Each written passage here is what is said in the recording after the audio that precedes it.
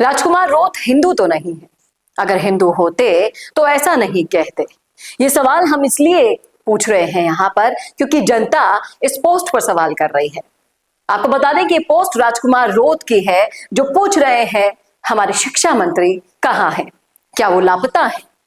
तो करेंगे इस मुद्दे पर चर्चा इस वीडियो में, इसलिए बने रहेगा आखिर तक हमारे साथ। नमस्कार, मैं हूं चेतना शर्मा। आप देखना शुरू कर चुके हैं संवाद भारत का भारत के लिए। तो सोशल मीडिया से कुछ मुद्दे मैं आपके साथ बातचीत करने के लिए लेकर आती हूं। तो ये राजकुमार रोत का पोस्ट है, जहां पर वो एक फोटो शेयर कर रहे हैं धीरेन्द्र शास्त्री जी की और मदन दिलावर जी की। अब इस फोटो में क्या है खास, आप सुनिएगा किस तरह से उन्होंने सवाल उठाया है। पहले सवाल सुनिएगा।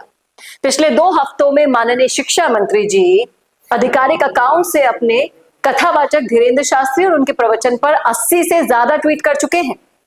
लेकिन प्रदेश की शिक्षा व्यवस्था, स्कूलों की खराब हालत, पेपर लीक, बकाया छात्रवृत्ति, शिक्षकों की कमी और विद्यार्थियों की समस्याओं पर पूरी तरह से उनके ट्विटर अकाउंट पर सन्नाटा पसरा हुआ है। वो कहते हैं कि वो अपना सारा काम धाम छोड़कर धीरेन्द्र शास्त्री जी की खिदमत में लगे हुए हैं। प्रदेश का युवा देख रहा है, हर समझदार युवा ये समझ पा रहा है कि राज्य के शिक्षा मंत्री किस तरह अधिकारियों को दौड़ लगवा रहे हैं एक धार्मिक कार्यक्रम को सफल बनाने के लिए। बहुत बड़ा सवाल उठाया उन्होंने। कहा कि अगर यही सक्रियता, सुनिएगा ध्यान से, अगर यही सक्रियता झालावाड़ स्कूल के हादसे में बरती होती तो क्या आज हालात बदले हुए नहीं दिखते। ये सक्रियता उस हादसे के बाद तो नहीं दिखी। आखिर राज्य के शिक्षा मंत्री की प्राथमिकता शिक्षा है या कथावाचन। वो साफ कह रहे हैं कि शिक्षा मंत्री महोदय, क्या गुणवत्ता युक्त शिक्षा से राज्य की प्रगति होगी या बाबाओं के कथावाचन करवाने से राज्य की प्रगति होगी। अब यहाँ पर कुछ लोग लड़ पड़े हैं। कुछ लोग कह रहे हैं कि अरे ये तो है ही हिंदू विरोधी, इनका तो काम ही सनातन के खिलाफ बोलना है, अपने आप को हिंदू तो मानते हैं नहीं, इसलिए कथावाचक और उसके विरोध में बोल रहे हैं। उन लोगों के लिए क्या लिखा है? लोगों के लिए साफ लिखा है कि मेरे इस लेखन पर कुछ महामानव कहेंगे कि ये धर्म विरोधी है। उनको भी मैं कहना चाहूंगा कि धर्म एक आस्था का विषय होता है। हम किसी भी धर्म के विरोधी नहीं है, लेकिन यहाँ धर्म की आड़ में राज्य की शिक्षण व्यवस्था बर्बाद होती हुई नजर आ रही है, उस पर सवाल किया जा रहा है। बहुत ही चतुराई से राजकुमार रोत ने पोस्ट लिखा है और फिर उन सब लोगों को पहले ही जवाब दे दिया गया है जो लोग सिर्फ इस फिराक में बैठे रहते हैं कि कुछ तो ऐसा कर राजकुमार रोत, फिर हम करेंगे पलटवार। यहां उन सब लोगों का इस जवाब से मुंह बंद कर दिया है राजकुमार रोत ने। लोगों के कमेंट्स भी यही है कि विधर्मियों को सनातन से बड़ी समस्या होती है, वो मंत्री होने से पहले सनातनी है, पूजा पाठ कर रहे हैं, तो आपको क्या दिक्कत है। हर व्यक्ति अपने धर्म और संस्कृति से प्यार करता है और विधर्मी भी अपने जातिवाद, वर्गवाद, नास्तिकवाद से प्रेम करते हैं। ये यहाँ पर लोग उन्हें कह रहे हैं। कई लोग कह रहे हैं कि धीरेन्द्र शास्त्री की फोटो शेयर की जा रही है यहाँ पर शेख साहब के साथ और बोल रहे हैं कि घर में आग लगाते हैं, बाहर हाथ मिलाते हैं इन्हीं लोगों से।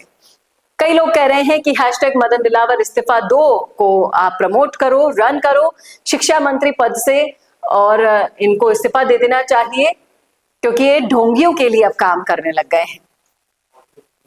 राजस्थान का शिक्षा मंत्री किस कदर अगर सनातन बाबा के पास उनके कार्यक्रम को सफल बनाने के लिए बार बार जाते हैं, अपनी अधिकारियों को दौड़ा रहे हैं, तो इससे बड़ी शर्म की बात क्या होगी, लोग यहाँ पे कह रहे हैं। कई लोग कह रहे हैं अंधभक्तों की भीड़ है, इस ओर चल पड़ी है, मुख्य मुद्दों से भटक गई है, इन लोगों को किसी से कोई मतलब नहीं है।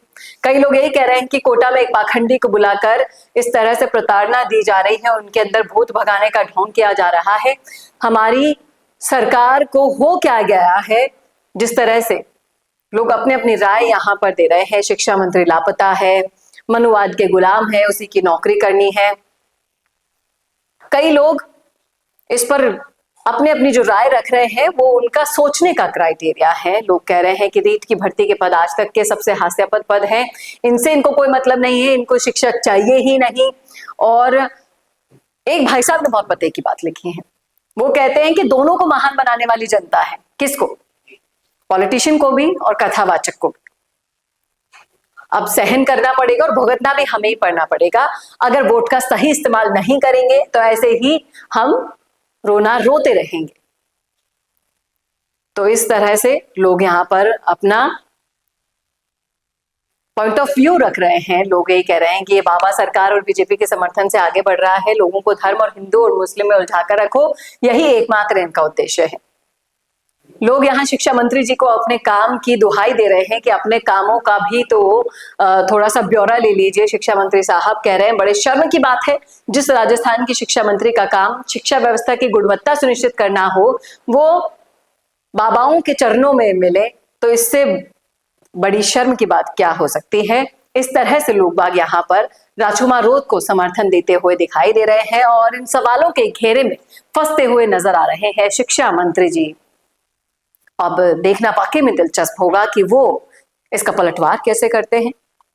क्या वो समय निकाल पाएंगे इन सब चीजों के लिए, इन सारे सवालों का जवाब देने के लिए, या फिर इन सारे सवालों का जवाब अगर कोई दे सकता है तो वो आप है। आप दीजिएगा जरूर किसका पॉइंट ऑफ व्यू आपको सही लगता है, राजकुमार रोत का या मदन दिलावर जी का। बताइएगा जरूर कमेंट करके कमेंट बॉक्स में। कैसा लगा वीडियो बताना ना भूलिएगा और ऐसे वीडियोस के लिए देखते रहिए संवाद भारत का, भारत के लिए। नमस्कार। अगर आप बनना चाहते हैं पॉलिटिशियन लेकिन पब्लिक स्पीकिंग और अपने विचारों को व्यक्त करना चुनौती लगता है, या कैमरे और पब्लिक के सामने किसी तरह से बोल पाए इसमें मुश्किल होती है, तो मिशी मीडिया सॉल्यूशंस लेकर आया है पॉलिटिकल कंसल्टेंसी कैंपेन, जिसमें वरिष्ठ जर्नलिस्ट और पॉलिटिकल एनालिस्ट की एक्सपीरियंस्ड टीम आपको मदद करेगी, जिससे आपकी आवाज और भी बुलंद हो जाएगी।